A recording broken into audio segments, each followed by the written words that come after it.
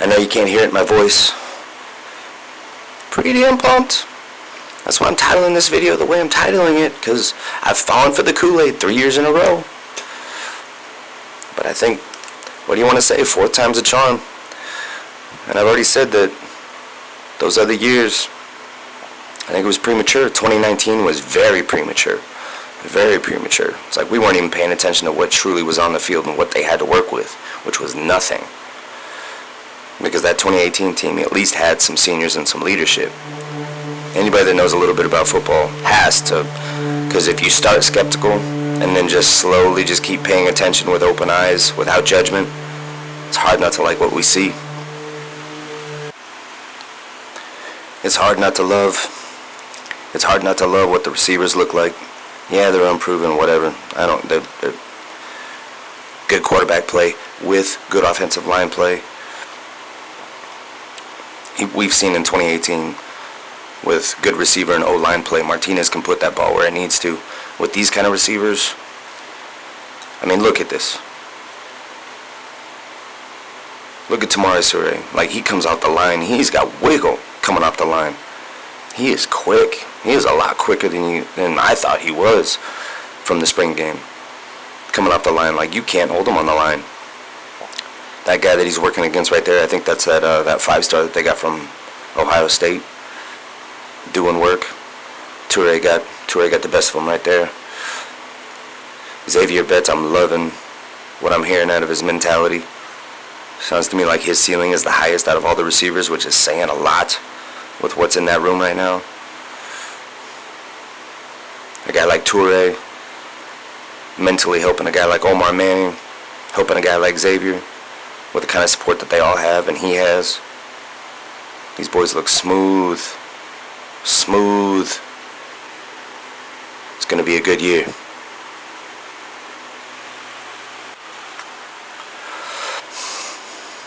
It's all about the trenches, guys. It's all about the trenches. Now, granted, this video I'm mainly focusing on just because I felt like it.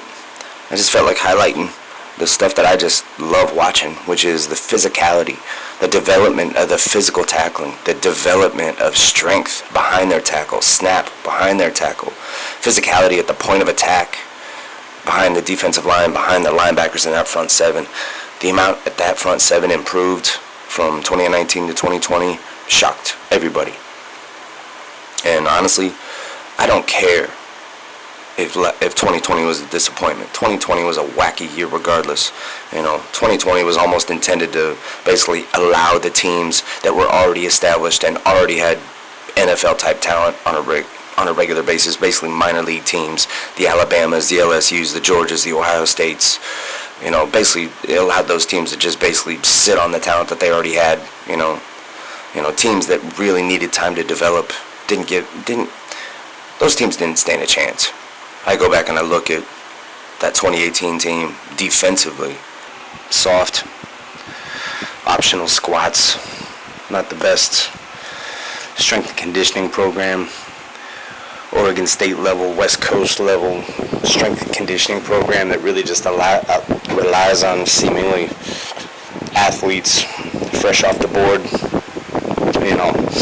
You're as good, basically almost like development is unheard of. You're a 5-star, you're a 4-star, cool, you're as good as you're going to get.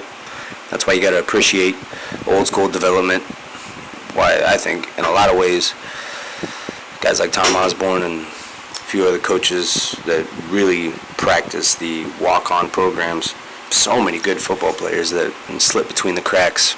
You find gems that maybe coming fresh off the board don't look like much, but you get a little size on them. A little size, a little strength, develop them a little bit, get them all coached up proper. What do they turn into? They turn into future All-Americans. You see it happen a lot. That 2018 team, yes, they were soft, but they had some good kids on that team. Mature, good leaders. Guys like a Stanley Morgan, those offensive linemen were good leaders. Luke Gifford. good leader. Some of those safeties were good leaders, and I think that's why a lot of the reasons why you got a 4-2 finish that year, and a lot of the reasons why Martinez looked good in 2018 is because, he had good leaders, reliable. Stanley Morgan Jr. And you see that 2019 season, that's one of the worst offensive lines in terms of just development, a brand new center. I've seen it, I shouldn't say I've ever seen, I've seen it in a long time. Brand new running back. Maurice Washington was there, but he was injured half the time. You got some flash out of him, but for the most part, he wasn't even there half the time. Dedrick Mills had no idea, really, for the most part, of the system that he was coming into. You could tell he wasn't a zone style running back, which, I totally get that. The learning of the footwork and the learning of vision is completely different than just get the ball, boom, hit that hole as hard as you possibly can. And then look at the receivers. Yeah, you got Wan'Dale Robinson, who was such a pleasant surprise and a beautiful player. Right mentality, just scrappy. But, come on, look at these receivers. He had Miles Jones, 5'8". He had Cade Warner, good, solid player, but, he's not going to, blow your socks off, and he's not going to stretch the defense. Wan'Dale Robinson was 5'10", 190. Kanara Noah, I think, was a little bit of a disappointment, but, solid player for the most part. 6 foot, 200 pounds. He had Mike Williams, 5'10", 180. Darian Chase, 6 foot, 200 pounds. Skinny, tiny guys, man. Jerron Woodyard, 5'11", 200 pounds, 185 pounds. J.D. Spewing, 5'9", 180. J.D. was a great compliment to a guy like Stanley Morgan. Obviously, because the two of them together really complemented each other. You go back and look at the Big Ten back in the 90s. The Big Ten is not what they are now. The Big Ten, I swear, from top to bottom. Rutgers has always been a laugh, but they got athletes now. Indiana's always been a joke. Now Indiana's turning in with that coach. The coach of theirs is turning into something special. Penn State's always got athletes. Iowa has been an established program for years. Michigan, Minnesota came out of nowhere and has become, under Fleck is the real deal, bringing in real athletes. Northwestern is about as well coached a program as you're going to have. Wisconsin is established. The trajectory over the last 8 years, the Big Ten has just gotten better and better and better. All while simultaneously Nebraska is basically doing a complete gut and rebuild in the middle of COVID shenanigans. I said it once, I'll say it again. I really feel like 2020 is just a toss out. Just toss that out. The only teams that really did much during that season were the teams that were already established. Basically little small NFL teams. It's okay, we don't have time to develop any players or get any continuity, so let's just go off the athletes that we got. And what did you see? That's basically what you saw. I sure as hell would not have wanted to have been a coach under those circumstances. Not much to work with. All while making a ginormous change. It's okay, you've got some physically soft players. It's going to take at least 3 years of off-season weightlifting to develop these guys into some hogs. You know what I mean? As well as just getting players that are huge, big players. We've seen that. And it's taken a good 4 solid off seasons. And again, you throw that 2020, a developing team. You throw in that 2020 off season where you did not have any off season work, could not recruit, could not bring players into the program. You throw that in the middle of a major development process. That's just, forget pumping the brakes. That's just straight hitting a brick wall. Pick up the pieces of your car, get back on that bicycle, and just start pedaling. That's about what you're left with. Forget the Cadillac.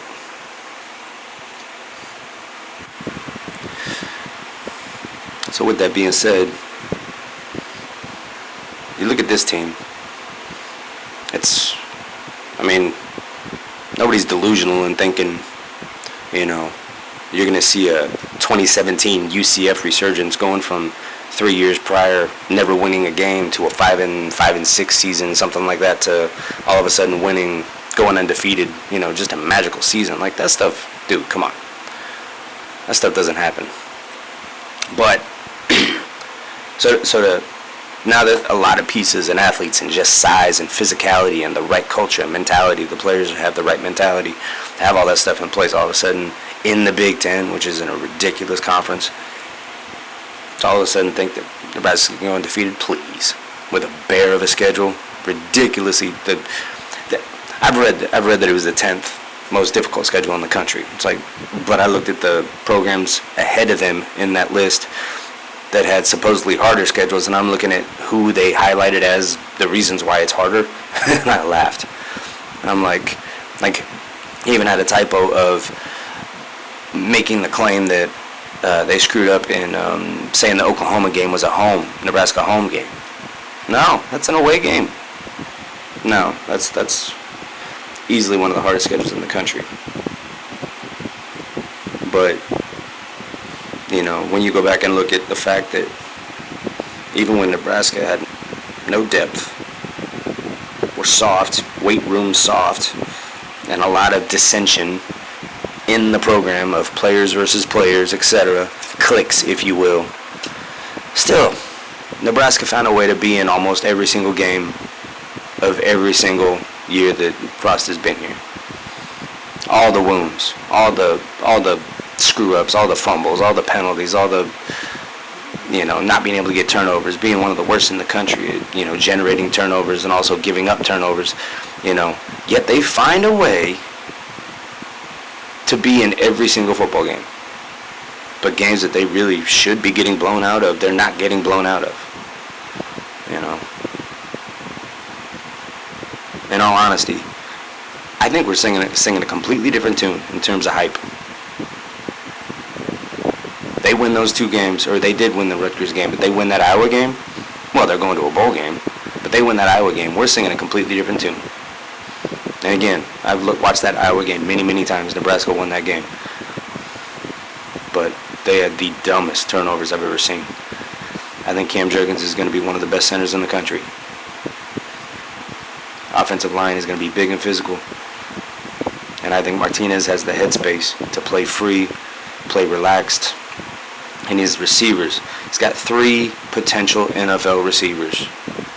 When has Nebraska ever had that? Ever.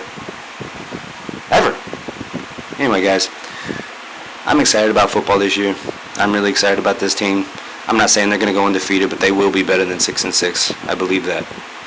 And I still see so many people that are just so hell-bent on just being so pissed off and so stubborn and so just being like, nope, until I see it, everything's messed up. The quarterback's messed up. The coaching is messed up. Everything's messed up. It's like, you're not seeing the pieces that truly matter in football. It's the most team-oriented game in the world. Every little detail matters. Every little inch matters. And those little details are getting so much better. And those little details, those close games in Nebraska, even when the team was terrible and had no depth, which they have depth, had no size or strength, they have size and strength now. Those wins are going to start happening. There's a few people I've talked to online that got I told you so's coming at them.